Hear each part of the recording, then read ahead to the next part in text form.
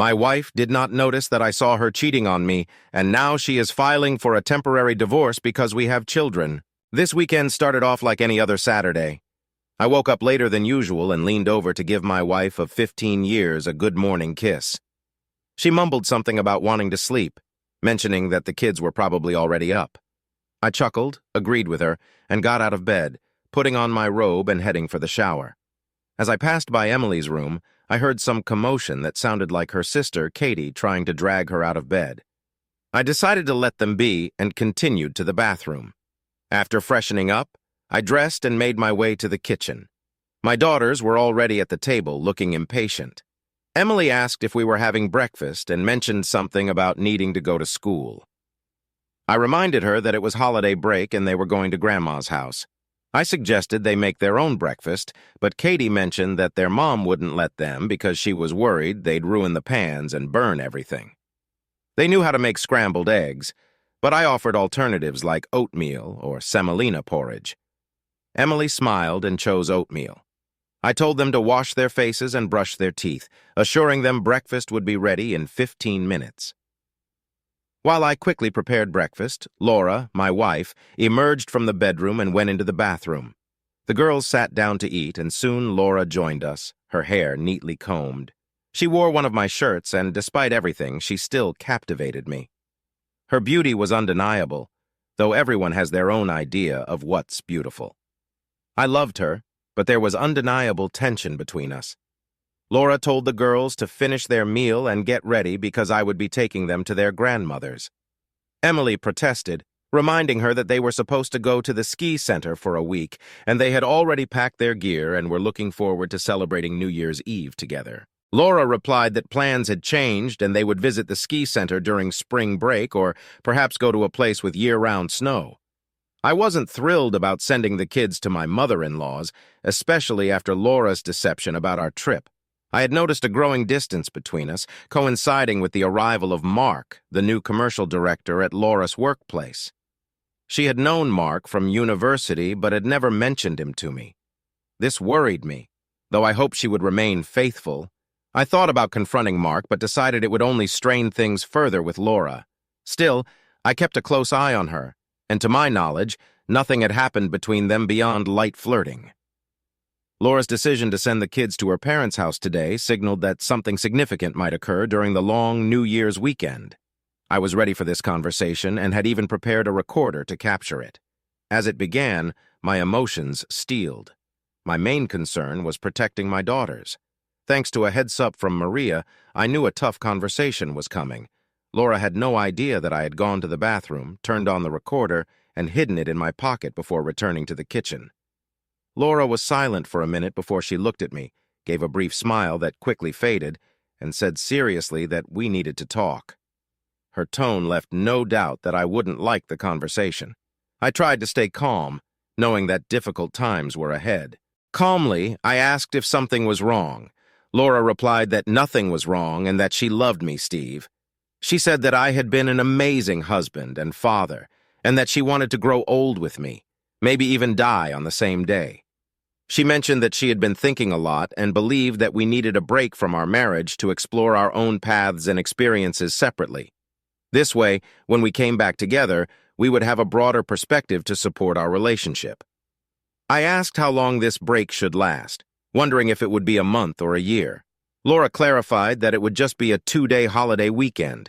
I inquired if that was why the kids were going to her mom's instead of the ski resort, and she confirmed that she had already made plans with her mom. I was stunned and couldn't believe what I was hearing. Laura's suggestion left me reeling, and her boldness was shocking, though not entirely unexpected given my suspicions. The idea of her planning this with someone else felt like 1,000 needles piercing my heart. She pretended not to understand what I was talking about, claiming innocence and saying that nothing would change between us when we reunited. She insisted that she wanted to grow old with me and that I would eventually understand and thank her. My patience was wearing thin. I pointed out that she didn't even know who I was talking about. It was David, her new commercial director, who had been her lover back in college. He ended their affair when he got bored of her, and she quickly moved on to me. I mentioned that she had never told me about him becoming her boss, and I asserted that everything was already changing, including her attitude towards me and our kids. Laura continued to deny any wrongdoing and professed her love for me, but I could see through her words. I knew our relationship was different now, and I was firm in my decision. Despite her protests and attempts to reason with me, I stated that I was leaving and that my decision to divorce was made. As I prepared to leave, Emily came into the kitchen, saying that she and Katie were ready to go. I quickly dressed, grabbed my laptop, and threw my backpack over my shoulder. Without another word to Laura, I headed downstairs, started the car, and waited for it to warm up. The girls got in and we drove off. I could see Laura watching us from the window, bewildered. The car was silent as we merged onto the main road until Emily broke the silence, asking about our destination and expressing her concerns about a possible divorce. Keeping my tone steady, I assured the girls that everything would be fine. They had overheard the argument in the kitchen and were understandably worried. The older daughter mentioned being on my side, and the younger daughter asked where we were going to live. I told them we'd stay at my mom's house for now, and that I'd drop them off at school to pick up their books and clothes.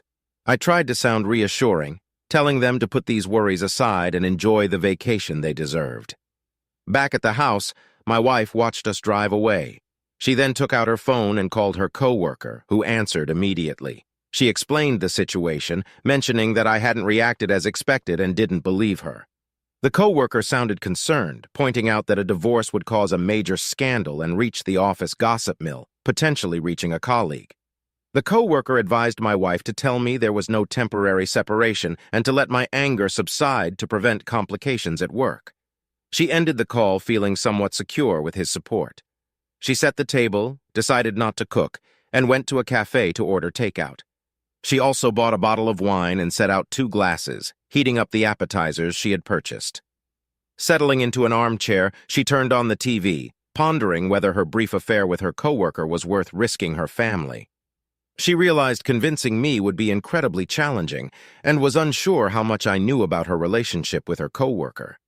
Revealing that her former classmate had become her boss was probably a mistake, but I would have found out eventually. The coworker had vanished from her life and then suddenly reappeared when she learned he would be their commercial director. She felt an unexpected attraction, thinking it was just a fling and nothing more. Their first one-on-one conversation confirmed it. The coworker had told her that he liked her but couldn't risk ruining his family. He wasn't ready to cut off contact with her, but it had to remain very discreet since she was married too. Life had shown her the folly of her decision. Their discussions hinted at a scientific foundation, but they had underestimated something. 4 hours had gone by, and I hadn't returned. She knew I should have been back by now. My wife called her mom, and after a brief delay, she answered. Her mom asked how she was doing and mentioned that it gets dark early in the winter. They were just sitting with her dad, having a bit of a disagreement about him wanting a drink and her refusing, but he had found the hidden bottle. Her mom then asked when she would be bringing the girls to visit, making it clear that I hadn't. After the call, my wife contacted my parents. My dad, a retired military officer, answered. She asked if he had seen me and the kids. He replied that he knew about the situation, mentioning that I had called earlier. My wife tried to play down the situation, but my dad was direct, stating that he had been informed about the potential divorce. She protested, saying it was a misunderstanding and not something that would lead to a divorce. My dad, however, brought up the issue involving a colleague from her work, noting that I had mentioned it during breakfast. He recounted how I had talked about the proposed separation, her cancellation of it, and my decision to pursue a divorce instead. My dad expressed frustration, pointing out that I had left to sort things out and didn't plan on coming back immediately. He also mentioned that I knew about her affair with her colleague. When he suggested I should come back and resolve things in person, I had declined, stating my priority was the children and that they were on my side. My dad pressed for details, but my wife couldn't provide them, acknowledging her mistakes and realizing the impact of her actions. After the call with my dad, my wife phoned her colleague, but a woman answered, stating that she had kicked him out and he no longer had a phone. The woman revealed that she had moved cities because of his behavior and had no idea where he was now, suggesting he might be at my wife's place since he knew where she lived and worked. This revelation left my wife shocked and uncertain about the situation. Meanwhile, I was driving with my daughters to a ski resort out of town. I had a friend there, a former classmate who was now the director, and had arranged accommodation for us for the winter vacation. I called him and explained our situation, and he was more than willing to help. He assured me he would reserve a cabin and set things up for our arrival, also agreeing to keep our presence there confidential if anyone inquired. About an hour and a half later, we reached the ski lodge gates. We informed the gatekeeper that we were there to see the director, who then directed us where to go. There was a sheltered parking lot near the lodge where I parked the car. We took our belongings and entered the house. My friend was waiting at the table. He greeted us with a friendly rush, urging us to hurry as everything on the table was getting cold. I responded that we needed a moment for the girls to freshen up, wash their hands, and explore a bit. Sarah and Lily took their things and headed upstairs, changing into their tracksuits and finding the room satisfactory. My daughters were growing up fast. My friend inquired about my wife, wondering why she hadn't come. I told him it was a separate story that I would share later and suggested we toast to our meeting. He joked about my eagerness and slowness, and we raised our glasses, reminiscing about old times. Occasionally, my daughters would interrupt with questions. Eventually, Lily asked about other entertainment options at the ski lodge. He mentioned that there was a dance party in the hall. Lily was concerned about not having the right clothes for dancing, but he assured them there was no dress code. Sarah then asked if they could go, and he confirmed that they could. He called one of his staff members, who arrived a few minutes later to escort Sarah and Lily. After they left, my friend turned to me and asked why I had decided to get a divorce and what had happened. I reminded him of the rumors from our past when I used to date my wife, and how those rumors resurfaced with her new co-worker, who had recently become her boss. The co-worker's wife had divorced him and informed me of their emotional affair. My friend was shocked, but supportive. I explained that my wife had suggested a long weekend apart, supposedly to strengthen our marriage. However, I had always been skeptical of such ideas. Continuing life together with my wife had become unbearable, so I decided on a divorce. My friend asked what my next steps were, and I mentioned that I had arranged for a group of lawyers to come the next day, including a divorce specialist. We poured another drink and continued our conversation until Sarah and Lily returned from the dance around 11 p.m. A ski center staff member had been attentive and escorted them back to the lodge. I prepared a late supper for the girls, and we shared a meal together before they headed to their rooms. Sitting on my bed, I struggled to hold back tears. It had been a challenging day, and I couldn't forget everything my wife had done. I turned on the tape recorder and listened to the recording, reaffirming that my decision was the right one under the circumstances. The next morning, I woke up to a knock on my door. My daughters rushed into the room full of energy and excitement, eager to have breakfast and go skiing, followed by ice skating. We headed to the cafe for breakfast after changing into our skiing attire. We rented skis and took the lift up the mountain, enjoying skiing until lunchtime. In the afternoon, we returned to the cafe after changing, where we ran into my friend and his wife. He mentioned that the company we had discussed had arrived, including a divorce specialist. He invited me to meet him in his office, where he had a computer and printer set up for our use. I assured him I would appreciate his help with the girls.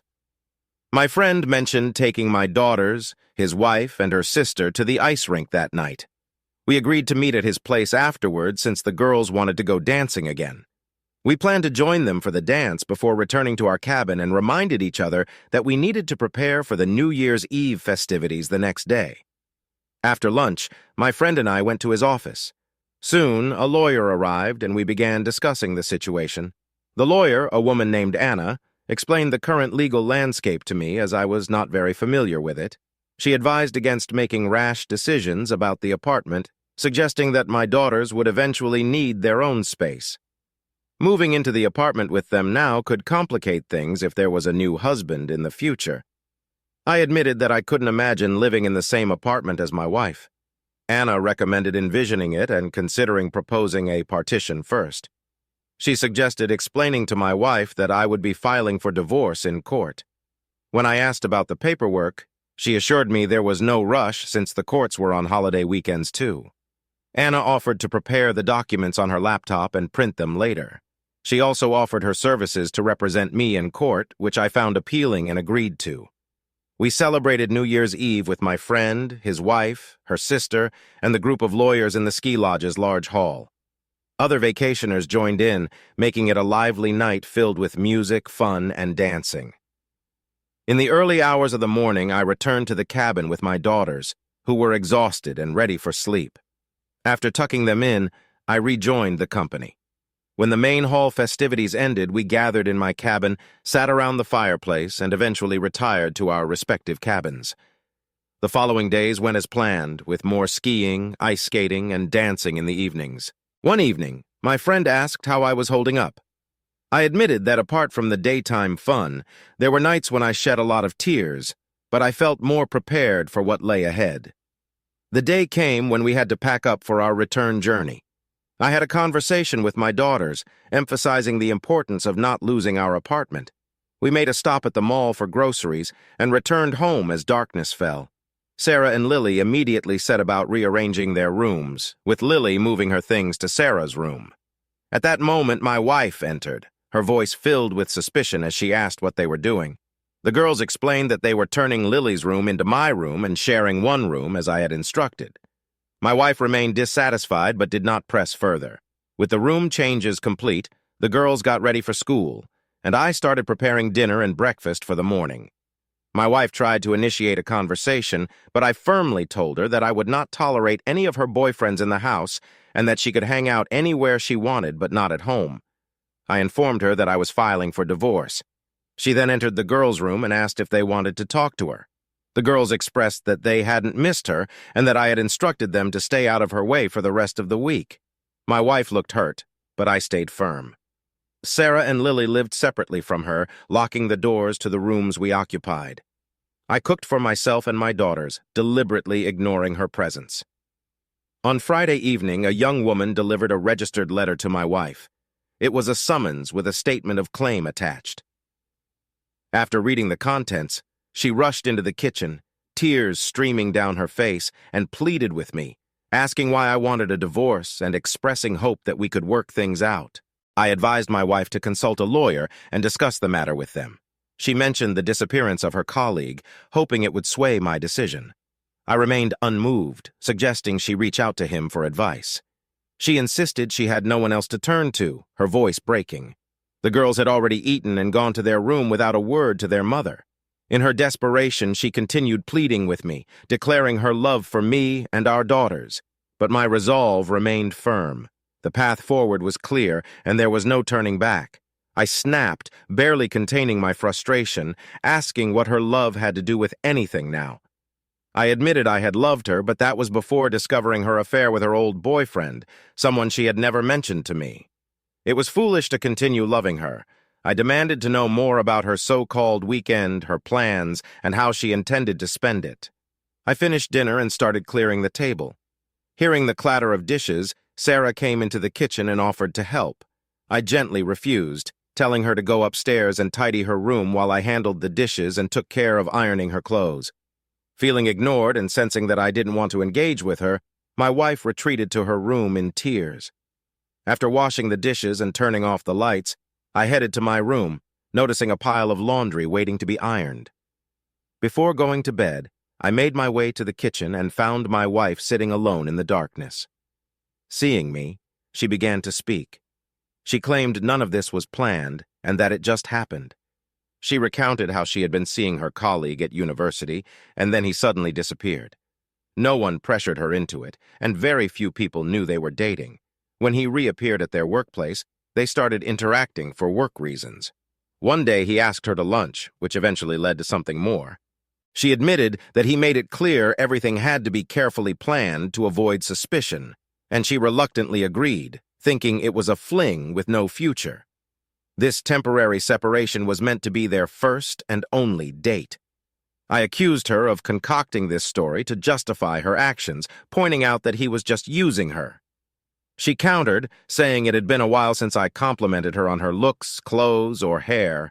I retorted that not receiving daily compliments didn't justify having an affair, and questioned whether she would cheat with anyone who gave her compliments. Over the next few days, I prepared for a meeting with child welfare officials. According to my lawyer, Anna, their opinion would carry significant weight in court, though the children's views would also be considered. I had a lot to handle in a short time. At night, when I was alone, I found it hard to sleep, consumed by thoughts of love and betrayal. My wife's betrayal left me with a mix of anger and pain. All I wanted now was a divorce, even though it seemed far from possible. I had lost trust in her, and our marriage was beyond repair. I also had to think about the children who had distanced themselves from their mother. During one conversation, my wife argued that for the sake of the children, we should stay married and try to make our marriage work.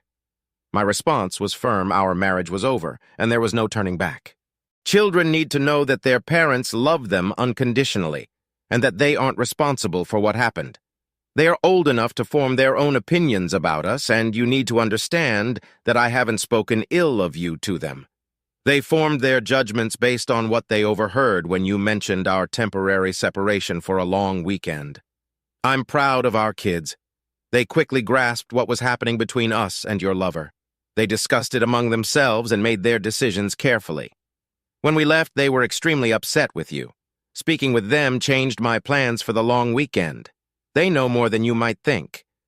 Emma asked if the girls hated her. For someone with a degree in sociology, she showed a surprising lack of understanding. Yes, they know their mother was unfaithful and are angry with her because of it. She could try to mend her relationship with them, but adolescence is a transitional phase where children shift from childlike behavior to more adult-like behavior. They undergo significant physiological changes, making it hard to predict how she would connect with them. The time leading up to the court appearance was filled with pleas and appeals. Eventually, we faced each other in the courtroom for a preliminary session. We were given some time to try and reconcile our differences.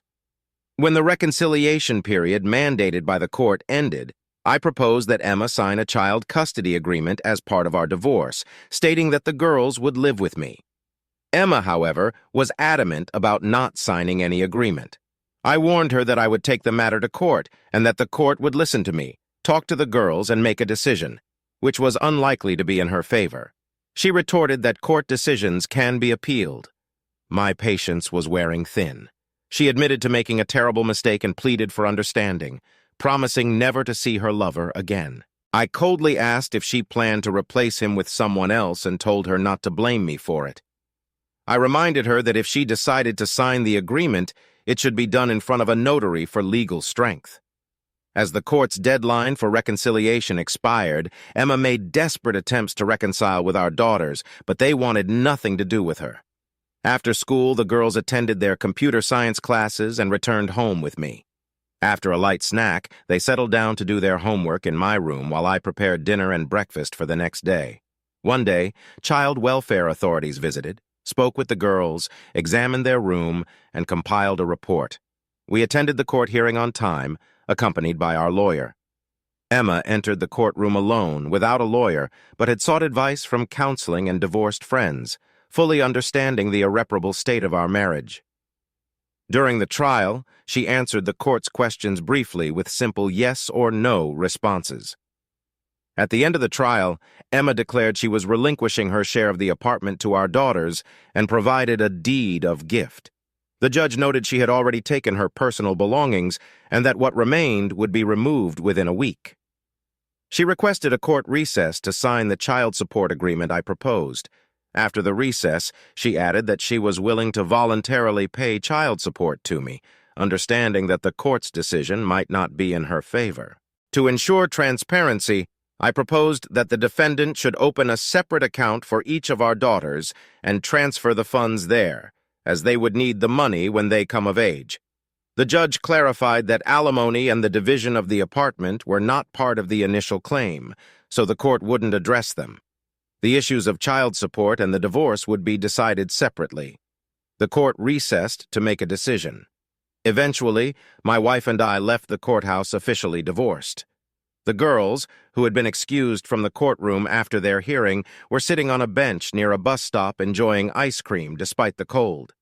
Seeing them, I asked what they were doing eating ice cream in such weather. They explained that they brought the ice cream home and thought it would be fine to have it in the winter, adding that it could even soothe a sore throat. I smiled at their logic and asked why they chose 19 as the age for accessing the money. They responded that it was what they had decided. My wife honored her promise and left the apartment, moving in with her parents to care for her ailing mother. I agreed to let her visit the girls once a week, although they were hesitant about it. During these visits, she spent time with them at our residence. I spent a long time on my own. On New Year's Eve, I vacationed with my grown daughters at a ski resort, often in the company of my friend's sister Zoe. We started developing a relationship, but I wasn't in a rush to make any commitments. My primary focus remained on my daughters, whom I continued to nurture and guide. Zoe didn't have any children of her own, but she got along well with Sarah and Lily, despite some initial jealousy from the girls. I treated my ex-wife respectfully, allowing her to visit our daughters and maintaining communication. However, we were no longer a couple or even friends. Sarah and Lily matured without causing difficulties. I surrounded my daughters with love and care, seeing Zoe's arrival as something that brought our family closer together. My ex-wife experienced a challenging year as her parents passed away one after the other. I helped with the funerals, but our shared grief didn't mend our relationship. She lived independently, with our daughters as her primary social circle. Eventually, she began dating a lonely widower from a neighboring house. Her former partner never reappeared in town, and his whereabouts remained unknown even to his ex-wife, who had remarried soon after their divorce.